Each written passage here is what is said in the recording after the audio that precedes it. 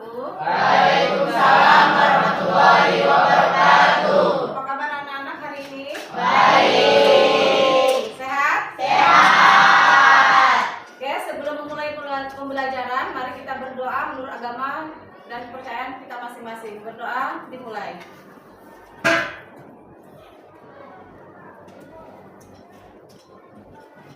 Berdoa selesai. Oke, sebelum Ibu melanjutkan materi kita hari ini, Ibu mau tanya dulu, siapa yang tidak hadir hari ini? Jadi apa? Izin. Sudah berapa hari?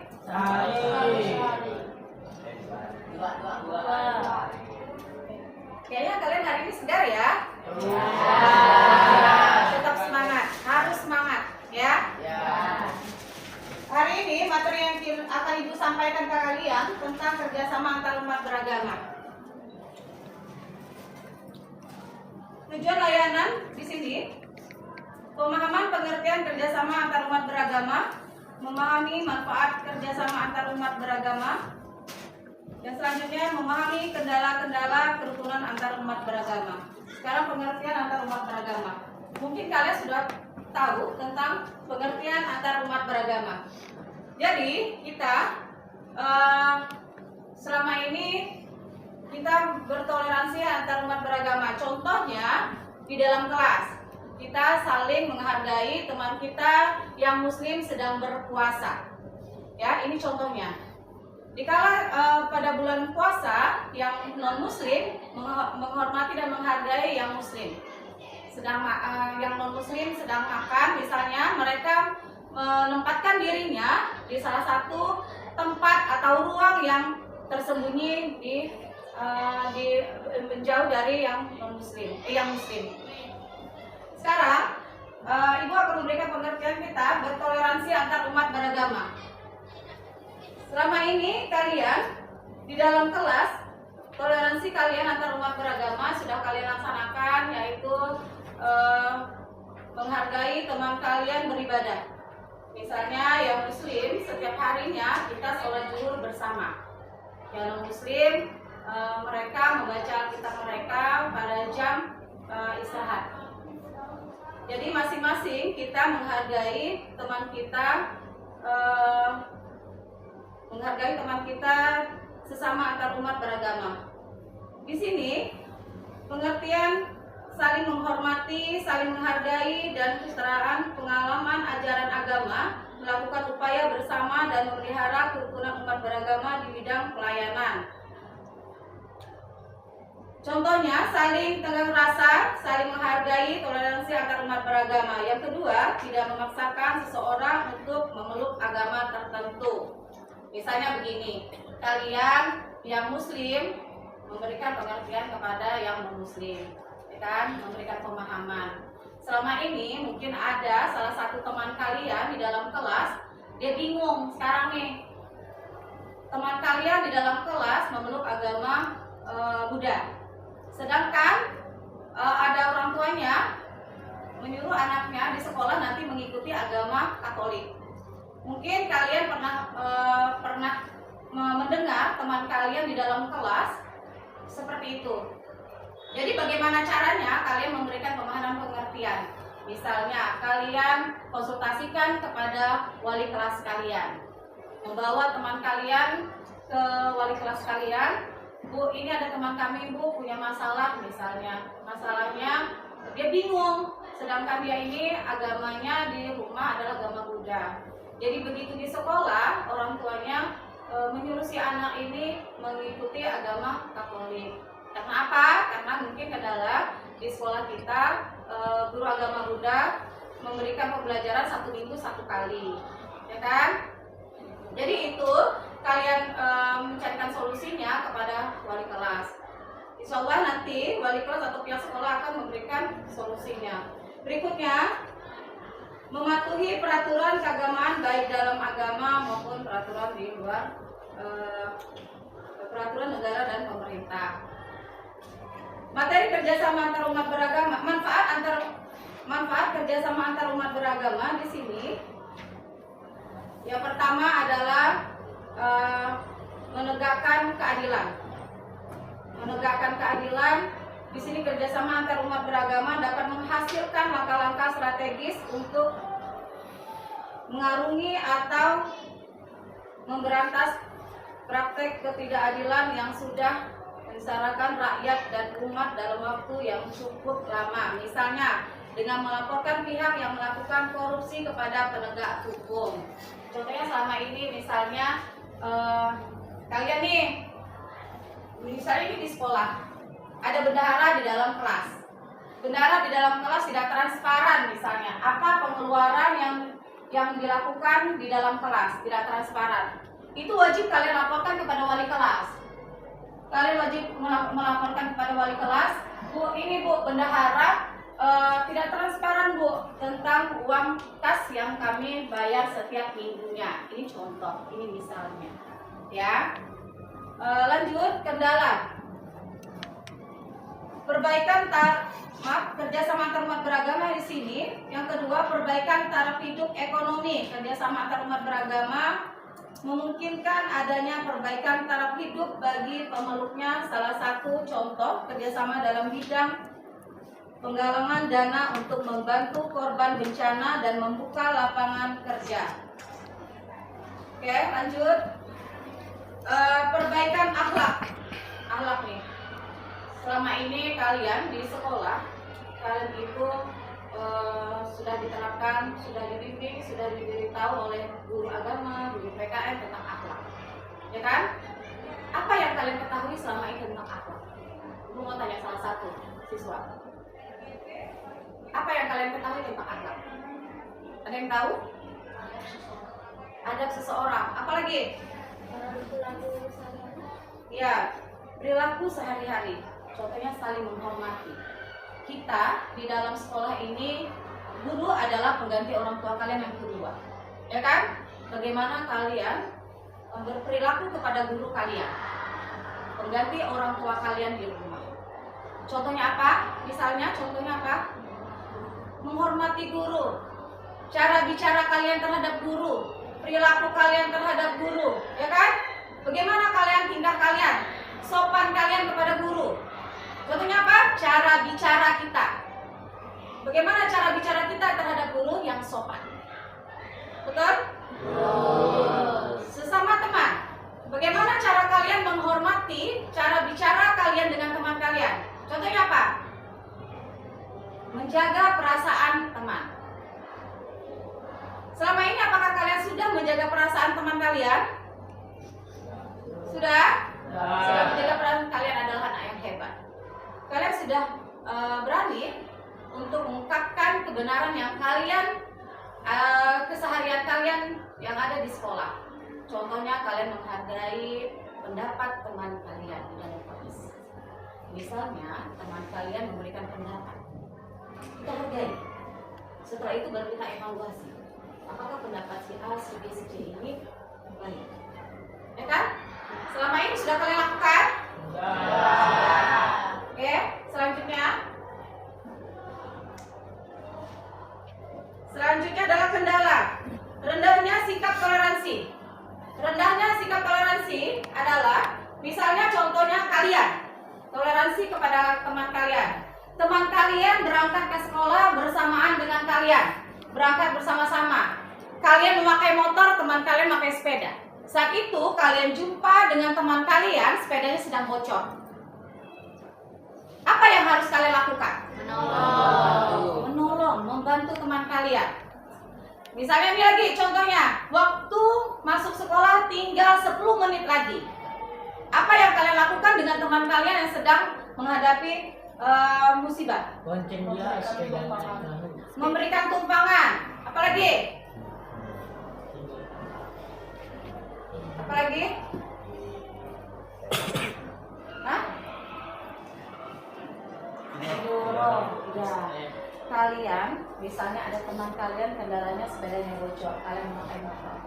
Kalian cari warga setempat yang kalian kenal, titip sepedanya, atau kalian dorong sampai ke sekolah. Umat beragama yang kalian lakukan di dalam kelas, contohnya apa? Apa? Tidak membeda-bedakan teman. Apalagi Irfan tadi? Apa? Iya, menghargai teman yang sedang membaca kitab suci. Apalagi?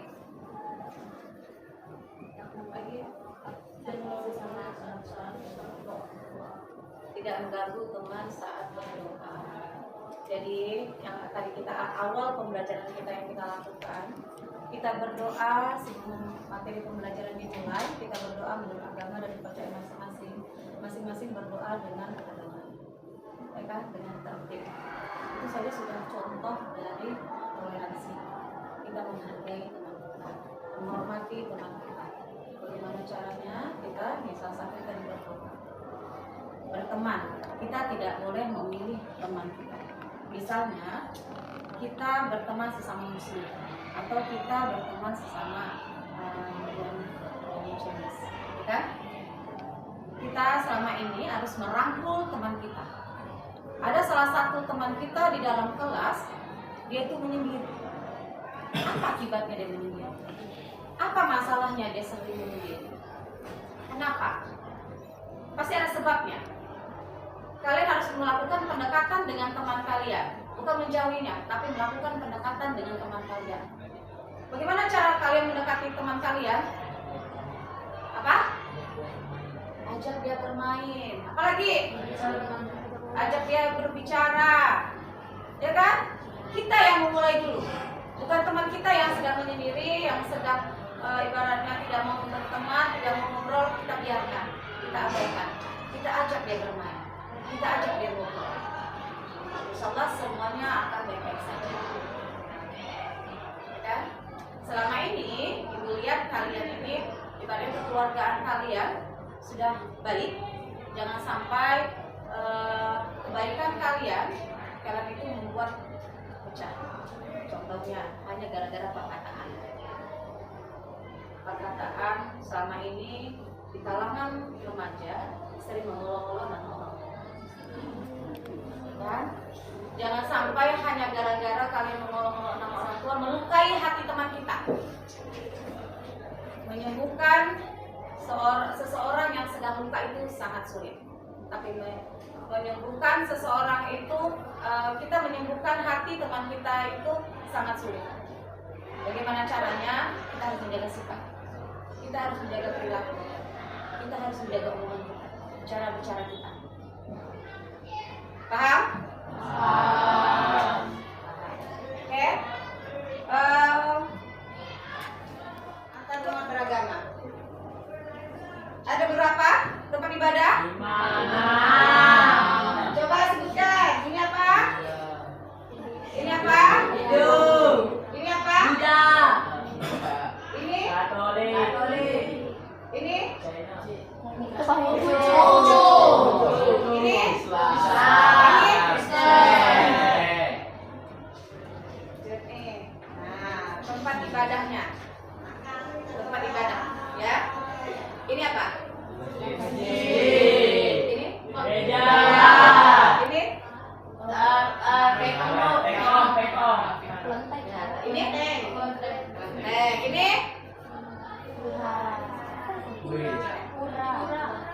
Gereja. Ini? Ini? Ini? Gereja. Ya, ini apa? Pura. Ternyata kalian anak yang hebat. Contoh kerjasama antar umat beragama, yaitu pertama adalah bersedekah. Kita bersedekah tidak memandang yang ini muslim, yang itu muslim. Siapapun orang yang memerlukan, kita wajib untuk membantu. Selagi kita ada rezeki, walaupun sedikit, kita saling membantu. Tidak jauh, yaitu teman kita di dalam kelas. Misalnya teman kita di dalam kelas tidak jajan. Ada kan misalnya di dalam kelas tidak jajan karena faktor ekonomi orang. Karena setiap hari membawa bekal, teman kalian satu orang ini tidak membawa. Bagaimana cara kalian untuk berbagi? Sisihkan, bukan bekas ya, bukan bekas kalian makan, tapi sisihkan makanan kalian itu sebelum kalian makan, sisihkan makan kalian sedikit untuk berbagi dengan teman kalian yang tidak membawa bekal hari ini.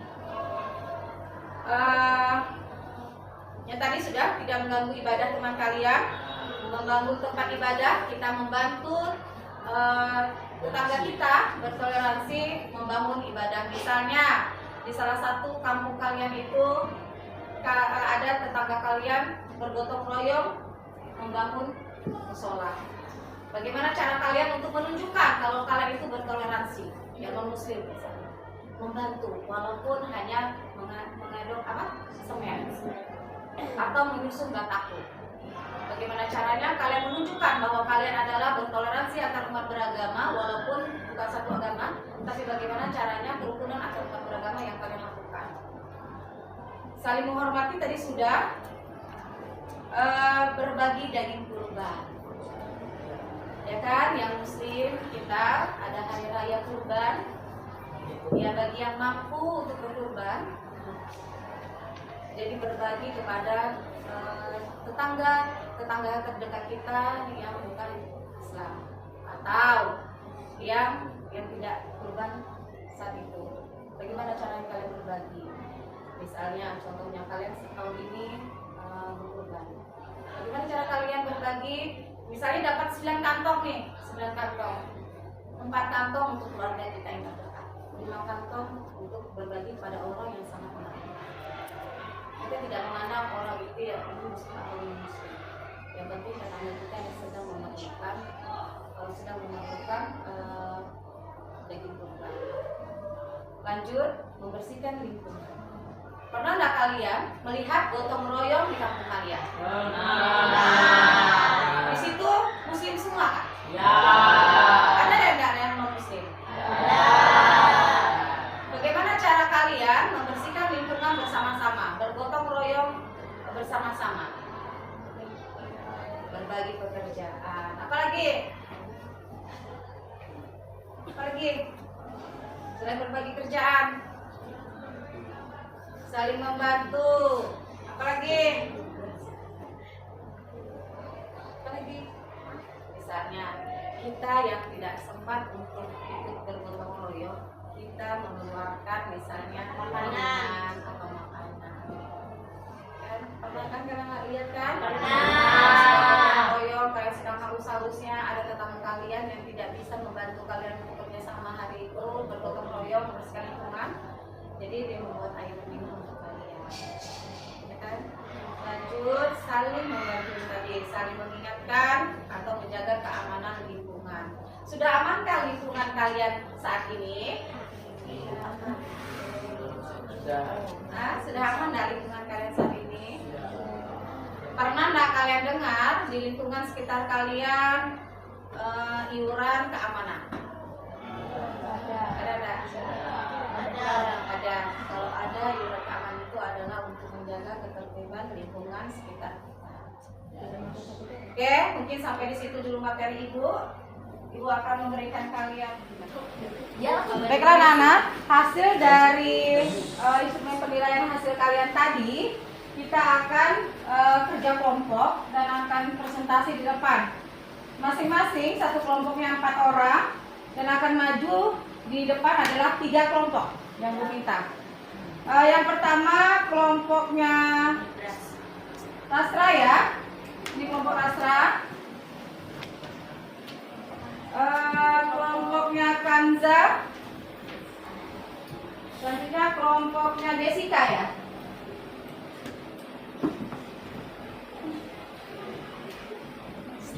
Baiklah, sekarang kalian diskusi. Ibu kasih waktu 5 menit. Setelah itu kalian presentasi di depan. Silakan ke kelompoknya masing-masing.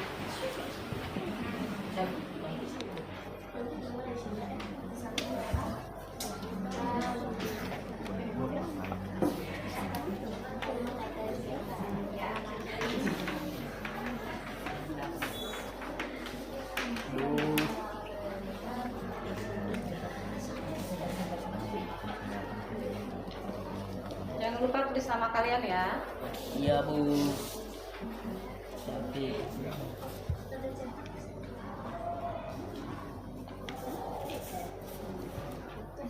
Oke, baiklah. Sudah selesai anak hasil diskusinya? Sudah. Yang maju ke depan yaitu kelompok pertama itu kelompok Rasra akan mendiskusikan hasil presentasinya tentang antar umat beragama. Silakan kelompok Rasra maju ke depan.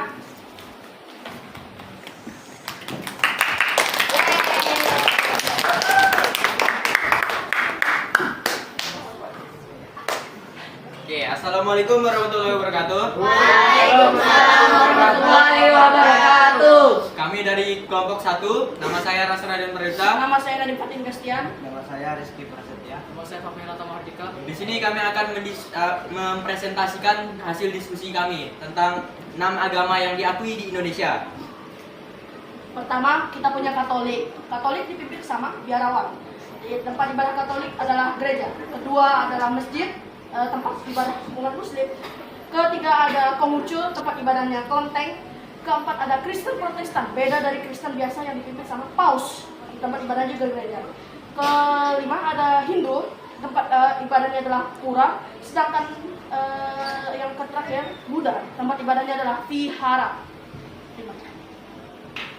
Sekian hasil diskusi yang kami presentasikan. Kami dari kelompok 1, saya ucapkan terima kasih. Wassalamualaikum warahmatullahi wabarakatuh. Waalaikumsalam warahmatullahi wabarakatuh. Yaitu kelompok Saskia. Silakan mempresentasikan hasil diskusi.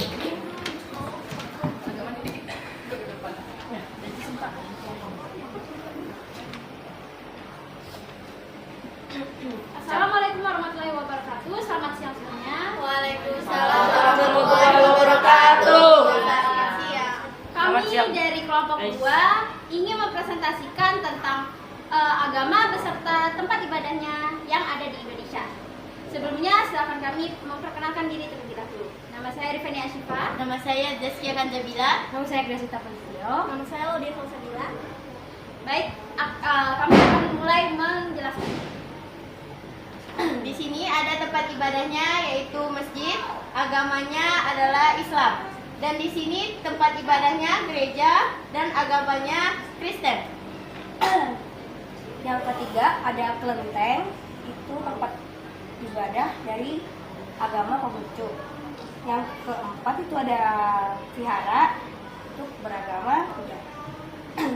Yang kelima ada pura, itu ada tempat beribadah agama Hindu. Terus yang keenam ada gereja, tempat ibadah agama Katolik. Sekian penjelasan dari kami tentang agama yang ada di Indonesia beserta dengan tempat ibadahnya. Kami ucapkan terima kasih dan wassalamualaikum warahmatullahi wabarakatuh. Waalaikumsalam. Terima kasih.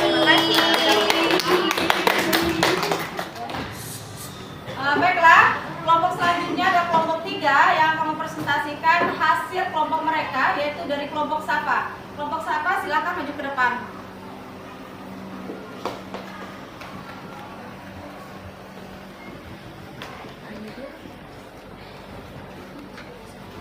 Assalamualaikum warahmatullahi wabarakatuh. Waalaikumsalam warahmatullahi wabarakatuh. Selamat siang semuanya.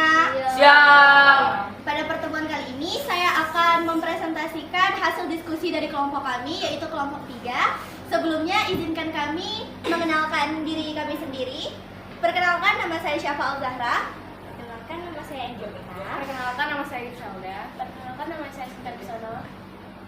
Kali ini saya akan mempresentasikan tentang umat beragama yaitu Katolik.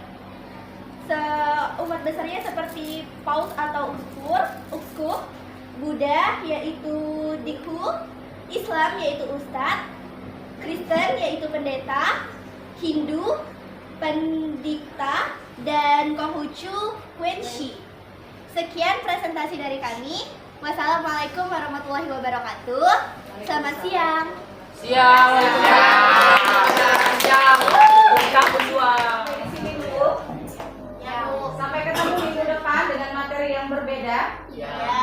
Semoga kalian sehat semua.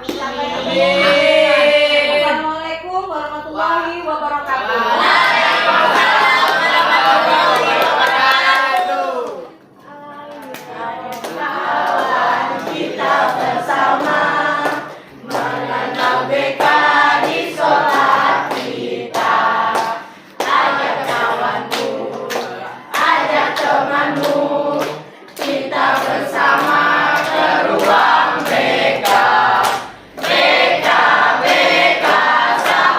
Siswa, ramah gurunya santun